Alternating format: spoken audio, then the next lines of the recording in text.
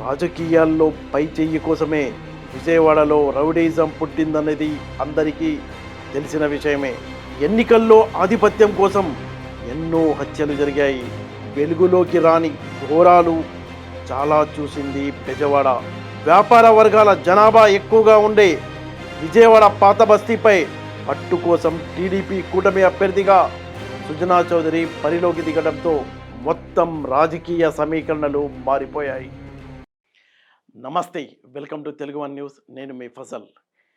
విజయవాడ పాత నగరం, అదే విజయవాడ పశ్చిమ అసెంబ్లీ నియోజకవర్గంపై పట్టు కోసం గతంలో వామపక్షాలు కాంగ్రెస్ పార్టీ పోటీ పడేవి.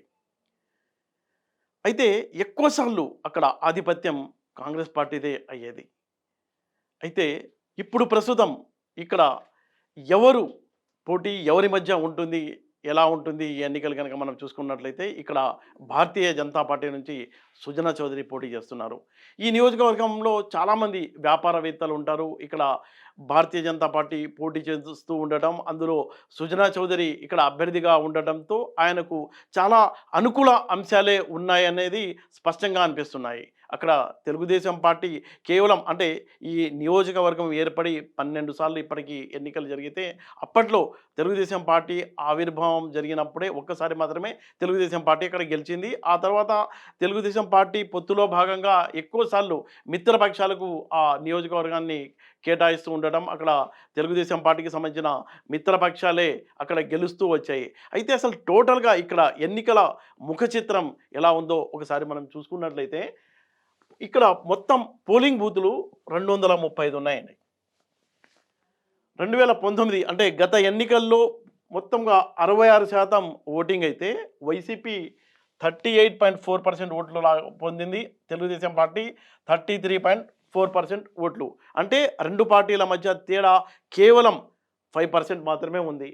అయితే ఏమైంది, వైసీపీపై వ్యతిరేకత బాగానే ఉంది. అది నేను చెప్పడం కాదు, ఆ పార్టీ అధ్యక్షుడు జగన్మోహన్ రెడ్డి అక్కడ వ్యతిరేకత ఉంది కాబట్టి సిట్టింగ్ ఎమ్మెల్యేకి మళ్ళీ టికెట్ ఇస్తే ఓడిపోవడం ఖాయం కాబట్టి అక్కడ సిట్టింగ్ అభ్యర్థిని మార్చారు. వెల్లంపల్లి ఉన్నారు, ఆయన్ని అక్కడి నుంచి తీసుకెళ్ళి సెంట్రల్కి పంపించారు. అయితే మనం ఇక్కడ ఎవరిని తీసుకొచ్చారంటే పెద్దగా ఎవరికి తెలియని వ్యక్తి, ఉర్దూ అకాడమీ ఏదో మైనార్టీ ఫైనాన్స్ కార్పొరేషన్లో చైర్మన్ హోదాలో ఉన్న వ్యక్తిని షేక్ ఆసిఫ్ని తీసుకొచ్చి ఇక్కడ పశ్చిమ నియోజకవర్గానికి సంబంధించిన అభ్యర్థిగా వైసీపీ ఇన్ఛార్జ్గా ఇచ్చింది. రేపు ఎన్నికల్లో ఆయన పోటీ చేయబోతున్నారు. దీంతో ఇక్కడ పోటీ బలమైన అభ్యర్థిగా ఉన్న సుజనా చౌదరికి, అలాగే చాలా వీక్గా ఉన్న షేక్ ఆసిఫ్ మధ్య పోటీ జరగబోతుంది. విజయానికి చాలా ఈజీగా ఆయన విజయం పొందుతారన్నది ఇక్కడ ఈ ఫస్ట్ అభ్యర్థి ఎంపికలోనే ఇక్కడ గెలుపు అనేది ఖాయంగా కనిపిస్తుంది. మొత్తంగా చూసుకున్నట్లయితే ఆ విజయవాడ పశ్చిమ నియోజకవర్గంలో ఎవరు ఓటర్లు ఎంతమంది ఉన్నారని కనుక చూసుకున్నట్లయితే ముస్లింలు ఒక 40,000 మంది ఓటర్లు ఉన్నారు. అలాగే కాపు సామాజిక వర్గానికి సంబంధించి 40,000 మంది ఓటర్లు ఉన్నారు. వైశ్య వ్యాపారవేత్తలు ఒక 18,000 మంది ఉన్నారు. అలాగే బ్రాహ్మణులు కూడా ఈ నియోజకవర్గంలో 10,000 మంది వరకు ఉంటారు. కాపు సామాజిక వర్గానికి సంబంధించిన వారు కేవలం 5,000 మంది మాత్రమే ఉన్నారు.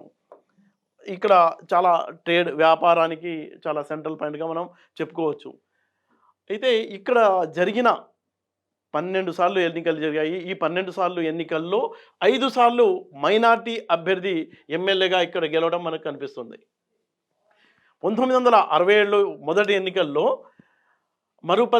మరుపిల్లి చిట్టి అనే కాంగ్రెస్ అభ్యర్థి గెలిచారు. అలాగే 72లో ఆసిఫ్ పాషా కాంగ్రెస్ అభ్యర్థి గెలిచారు. 78లో పోతిన చిన్న కాంగ్రెస్ అభ్యర్థి గెలిచారు. ఆ తర్వాత ఎన్టీ రామారావు అప్పుడు తెలుగుదేశం పార్టీ పెట్టడం, ఆ వేవ్లో అక్కడ జయరాజ్ తెలుగుదేశం పార్టీ నుంచి గెలిచారు పశ్చిమ నియోజకవర్గంలో. ఆ తర్వాత 85లో ఉప్పలపాటి రామచంద్రరాజు తెలుగుదేశం పార్టీకి మిత్రపక్షంగా ఉన్న సిపిఐ నుంచి ఆయన గెలుపొందడం జరిగింది. ఆ తర్వాత 89లో ఎంకే బేగ్ కాంగ్రెస్ పార్టీ నుంచి గెలిచారు. అలాగే 94లో సుబ్బరాజు గారు, కె సుబ్బరాజు సిపిఐ పార్టీ నుంచి గెలిచారు. ఇది కూడా తెలుగుదేశం పార్టీ కూటమిలో భాగంగా తెలుగుదేశం పార్టీ సిపిఐకి అప్పుడు సీట్ కేటాయించడంతో సుబ్బరాజు గారు ఇక్కడ గెలిచారు. 99లో జలీల్ ఖాన్ కాంగ్రెస్ పార్టీ నుంచి గెలిచాడు. తర్వాత 2004లో పొత్తులో భాగంగా కాంగ్రెస్ పార్టీ పొత్తులో భాగంగా అంటే ఇప్పుడు తెలుగుదేశం పార్టీ కాదు, కాంగ్రెస్ పార్టీ సిపిఐ పార్టీతో పొత్తు పెట్టుకుంది. ఆ పొత్తులో భాగంగా నసీర్ వలి గెలిచారు ఇక్కడ. ఆ తర్వాత 2009లో వెల్లంపల్లి శ్రీనివాస్ ప్రజారాజ్యం పార్టీ తరఫున ఈ అసెంబ్లీ నియోజకవర్గం నుంచి గెలిచారు. 2014లో జలీల్ ఖాన్ వైసీపీ నుంచి గెలిచారు. అయితే 2014లో అక్కడ తెలుగుదేశం పార్టీ అధికారంలో ఉంది కాబట్టి ఆయన పార్టీ మారి వైసీపీ నుంచి తెలుగుదేశం పార్టీలోకి చేరాడు.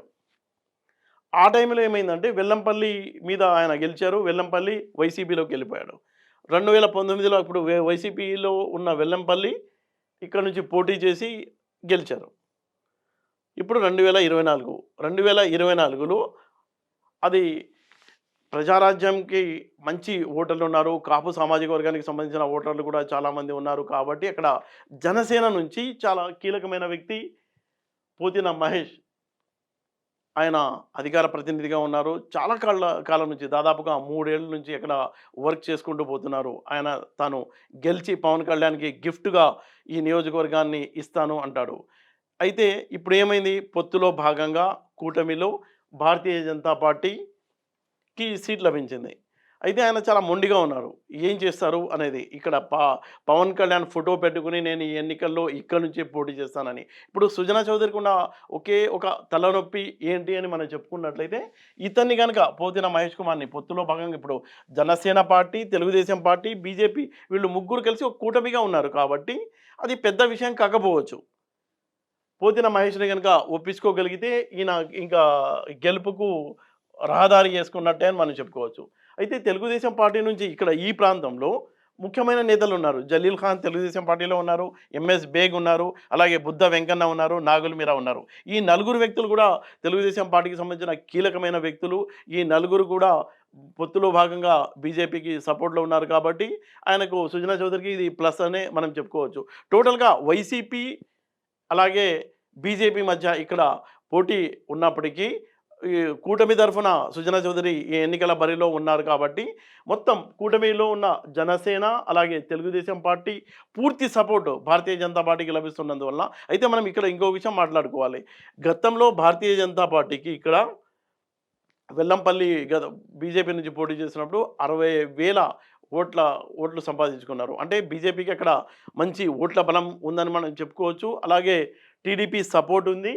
ఇలాగే జనసేన సపోర్ట్ ఉంది కాబట్టి సుజనా చౌదరి గెలుపు అనేది చాలా ఈజీగా ఉంటుంది. అక్కడ మైనారిటీ ఓట్లు ఎక్కువగా ఉన్నప్పటికీ సుజనా చౌదరికి ఉన్న ఆయన ఒక మంచి అభిప్రాయం ఆయన జనంలోకి చాలా ఈజీగా వెళ్తూ ఉండడం ఆయన కూడా ఆ విజయవాడ పరిసర ప్రాంతానికి సంబంధించిన స్థానిక నేతే కాబట్టి చాలామంది ముస్లిం కమ్యూనిటీతో మంచి రిలేషన్స్ ఉన్నాయి కాబట్టి అవన్నీ ఇక్కడ ఆయనకి ప్లస్ అవుతాయని మనం చెప్పుకోవచ్చు.